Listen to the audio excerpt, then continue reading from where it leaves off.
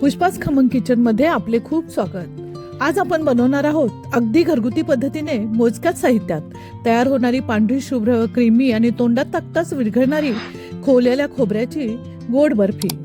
ओल्या खोबऱ्याची नैसर्गिक चव, साखरेचा गोडवा आणि वेलदोड्याचा सुगंध यामुळे ही बर्फी खरोखरच अप्रतिम लागते आणि बनवायला तर खूपच सोपी। यासाठी लागणार आहे 1 वाटी खोवलेलं खोबरं, पाऊण वाटी साखर, पाव वाटी साईसकट दूध, 2 टेबलस्पून तूप, वेलदोड्याची पूड आणि चिमूटभर मीठ।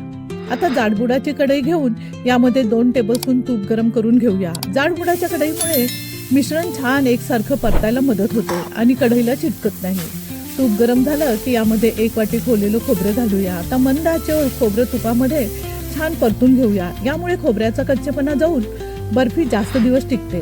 आता यामध्ये पाऊण वाटी साखर घालून खोबरं साखर छान एकजीव होईपर्यंत परतून घेऊया। साखर विरघळताना खोबऱ्यामध्ये छान ओलावा निर्माण होतो।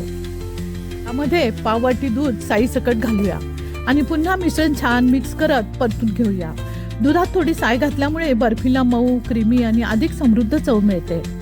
आता यामध्ये चिमूटभर मीठ घालूया। गोड पदार्थामध्ये चिमूटभर मीठ घातल्यामुळे साखरेचा गोडवा अधिक फुलतो आणि बर्फीची चव आणखीनच समृद्ध होते। हे छान एकसारखं परतून घ्यायचं आहे।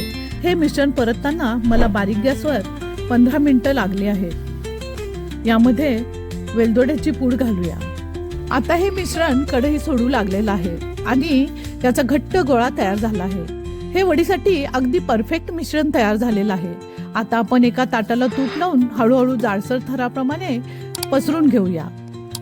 स्पॅट्युलाच्या सहाय्याने थापायचं आहे कारण खूपच गरम आहे। गरम असताना सुरीने आपल्याला हव्या त्या आकारात बर्फी कापून घेऊया। मी येथे चौकोनी आकारात कापले आहे।